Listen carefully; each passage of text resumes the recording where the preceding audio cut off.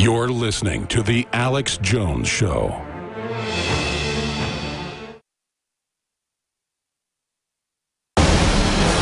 From his Central Texas Command Center, deep behind enemy lines, the information war continues.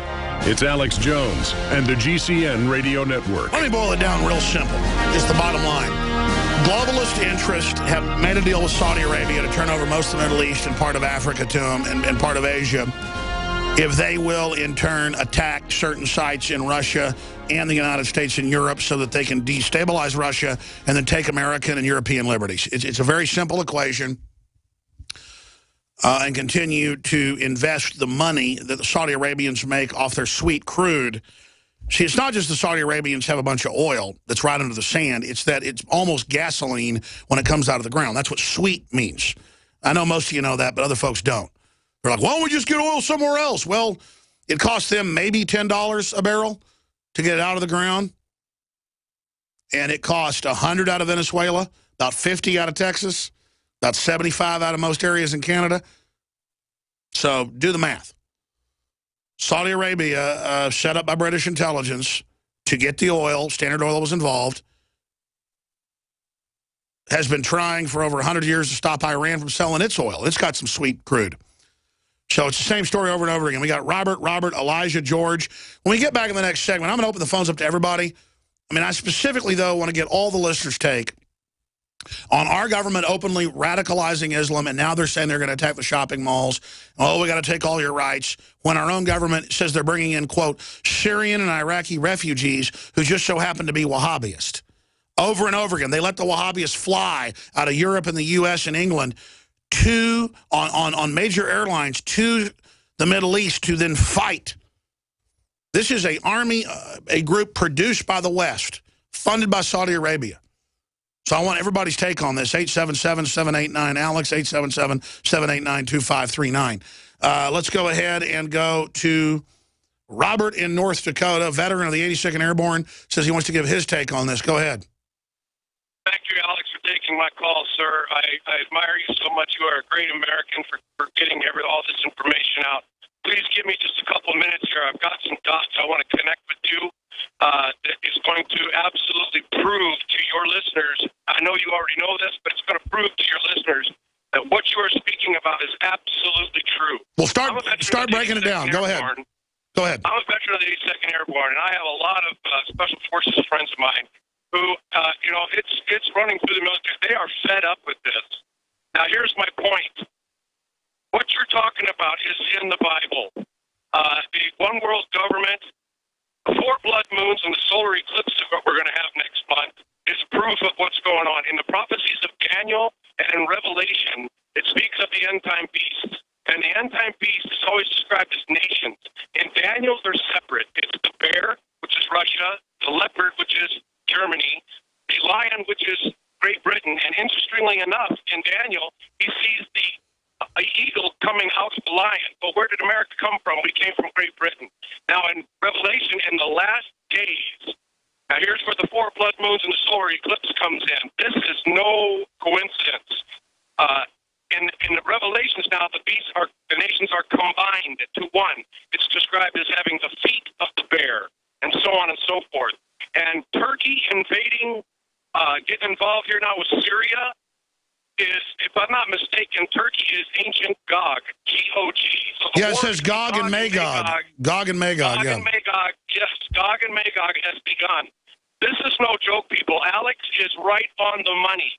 We are living in end times, and the 4 blood moons, which is so rare, it's only happened 3 times in the last 500 years. We're having a solar eclipse here at the 20th of next I know. month. What's going on? There's eclipses all the time now. It's just like crazy. Well, the only difference is the fact that all these things, the persecution and murder and slaughter of all the Christians around the world, and the 4 blood moons, and the UN is promoting radicalism and doing all this. But then the Bible says they make war on Israel. But there's also the Antichrist is first in Israel for a while. So I kind of see a lot of mainline Christians skipping that. What do you think about that? I mean... Oh, that's coming, you see, because in Revelation, the combining of the nations to make one, the final beast, says as the head of the dragon and the 10 horns, the little horn speaks. Well, that's the 10 final kingdoms. That's which the UN and others say there's going to be 10 regional kingdoms under the one world government. That's it's amazing. It's amazing. Thank you for the call. The month of February is all about Valentine's Day. Big heart-shaped boxes filled with delicious candy. What if we, the Patriots, hijacked Valentine's Day and instead made it about human liberty and individual empowerment? I'm all about human potential. I'm all about the individual being empowered. The establishment is the opposite. That's why they spike our water with fluoride and GMO, estrogen mimickers, and the rest of the garbage. InfoWars is striking back in the month of February with Human Empowerment Month. How we can come together and win the human race. And to celebrate the kickoff of Human Empowerment Month, we're slashing prices on InfoWarsLife.com products like Super Male and Super Female Vitality. The sale is only running for the month, 20% off, and there's a lot of other powerful specials at InfoWarsLife.com. InfoWarsLife.com, celebrating human potential in the month of February. Visit InfoWarsLife.com to find this special and many others in the month of February. Again, InfoWarsLife.com or 888-253-3139. It's the plan. Kill the country. World government. It's here. The challenge is how to build a world order. Never before has a new world order had to be assembled from so many different perceptions or on so global a scale. The governments don't rule the world. Goldman Sachs rules the world. This is, we are going to carve up the world according to the way we want to. Unelected world government looting you. They've exercised power for actual world or global control. I know what North Korea is. I know what the TSA is meant to be. You want to shut their energy systems off? You want to break up their families? If you have so much power in play, you can do anything. Lack of transparency is a huge political advantage. And basically, call it the stupidity of the American voter or whatever. You understand? You're living in a science fiction movie. I'm living in it. The government has just approved the use of a computer chip that would be implanted under your skin. When complete, everyone will have a unique 12-digit identity number. That DNA is stored even without your consent. But, do they point blank say, we're putting a chip in you? Yes. It was an interior barcode, if you will. This makes my head explode, that your television could be eavesdropping on your conversations and then sharing it over the web. All the cars now have tracker boxes that can remote control your vehicle in them.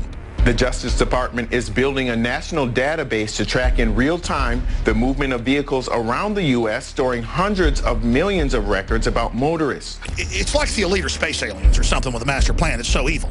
It's so sadistic. No, it's the devil. That's it. This galactic force of destruction that's animating people to do this. The answer to 1984 is 1776. You're listening to The Alex Jones Show. Ladies and gentlemen, we're back live, and we're talking about the fact that it's now being announced that these Al-Qaeda ISIS groups are threatening to attack U.S. malls and other facilities just like they, quote, did in Kenya. Well, the head of Interpol last year after the attack said the answer is to arm people in countries targeted by radical Islamicists, to arm the general public with concealed carry. Not to put checkpoints everywhere, because if terrorists want to hit someplace, they'll just find something unprotected. Or they'll attack the checkpoint itself, which just makes the people at the checkpoint wide open as the main target. You arm the general public. But again, the threat itself is manufactured because our government and other governments are protecting radical Islam, opening up the borders and bringing them in. And as Wesley Clark just said last hour, our own government and other governments have been funding the radical jihadis. Oh, but now they've gotten out of hand, so we're just going to have to go in and take them out. No, they're there to build a beachhead for them under the cover of a war to take Syria. And now that's even being announced. Oh, when our troops get there, they're going to help the good Syrian rebels. Give me a break. The Pentagon has said 95% of the rebels are Al-Qaeda, ISIS linked. They're sawing everybody's heads off. They don't let non-radicals in their group. So we're taking your phone calls right now. Who should I go to first? Who'd you guys... John in Texas, you're on the air. Thanks for holding. Hello. Am I online? You sure are on air.